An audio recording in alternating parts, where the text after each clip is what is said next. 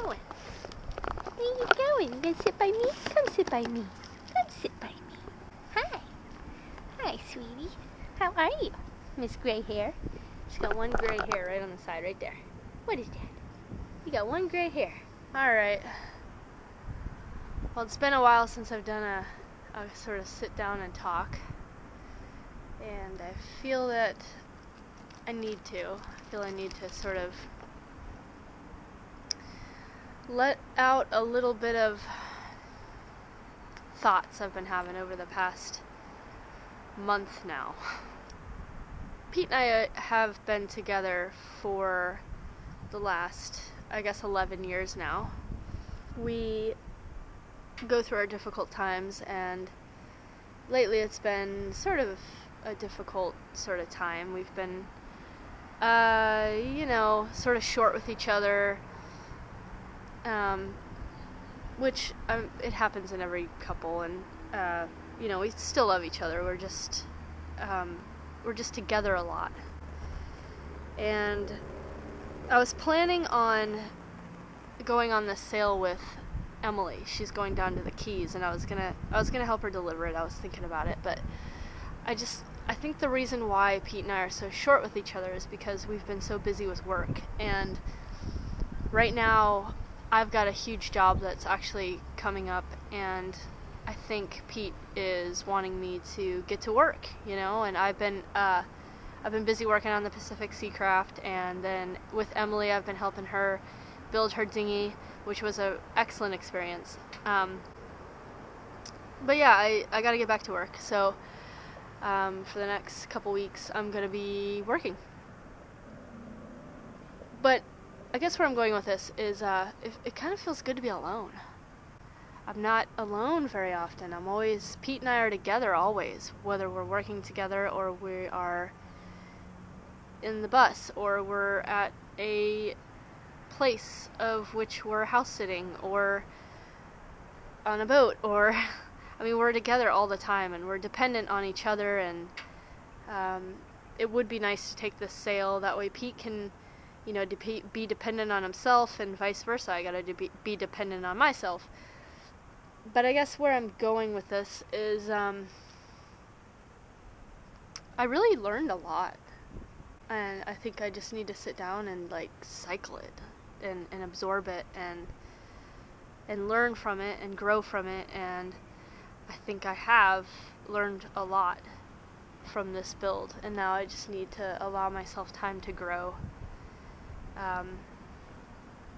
But I'm really happy that I allowed myself to have the confidence to do it. And I've been working with Pete for the last 10 years in the wood shop, and I'm still afraid of some tools. I'm still afraid of the table saw. I'm gonna want Pete to be next to me when I'm using the table saw.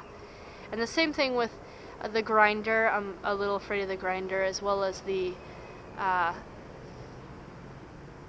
jigsaw. I'm not necessarily exactly scared of the jigsaw, but I'm not used to the jigsaw. But anyways, I think a lot of it is just fear of tools that I had to get over, and I still, in the circulars, there's a lot of tools I'm still a little afraid to use, but I've got the idea, the concept of the shapes, and I've always been really good at geometry. I was actually really good at geometry. But I really liked lofting the boat. That was really, I could do that all day. I could loft that boat all day. I was really good at navigation. I could navigate. I was the navigator on Norna. I feel like if I could have went to college, and if I would have had the wherewithal to focus and whatever, I would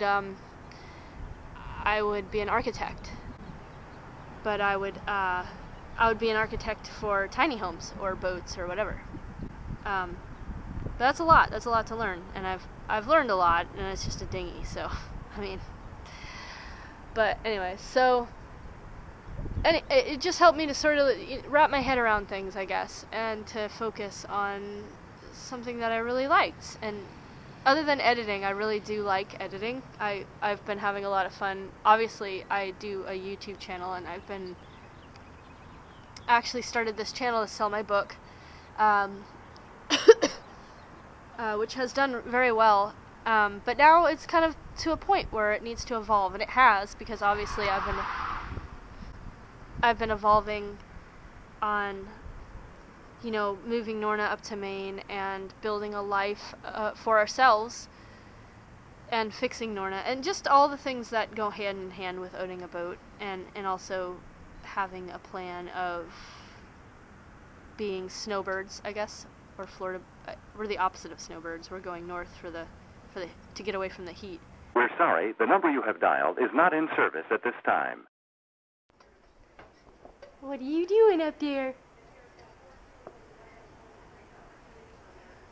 It was you that put the paw prints on the boat. It was you. We got the hinges on the back hatch there. It was you, wasn't it? Meow. Hey. So I got the gas fill, the engine gas fill. I hooked up the hose to it before I installed it to make it easier instead of having to screw it all together. Hopefully that all works good. I'm just going to drill some of the holes and screw it in with some dolphinite. And then that'll be done. The last thing to install back here is this piece that goes, I gotta use, I think, 5200 or some sort of, maybe dolphinite, I don't know. It's got a little gap, so I think I need some sort of better caulking than the dolphinite for this. Okay, got all the holes drilled, and now I'm just going to put the dolphinite in.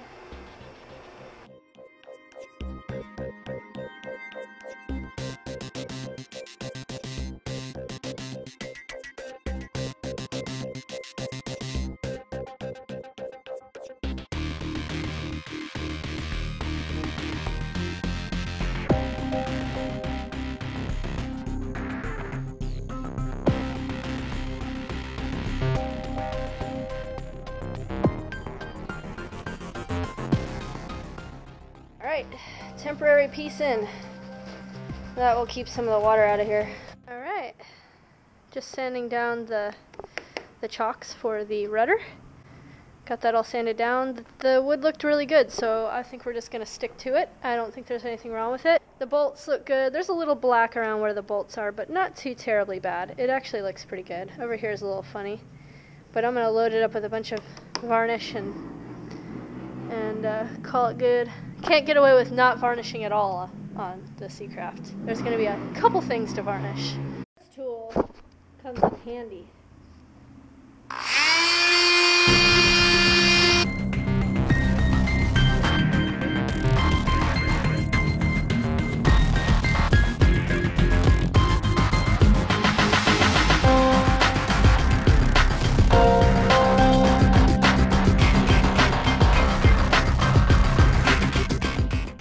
Cheeks number one.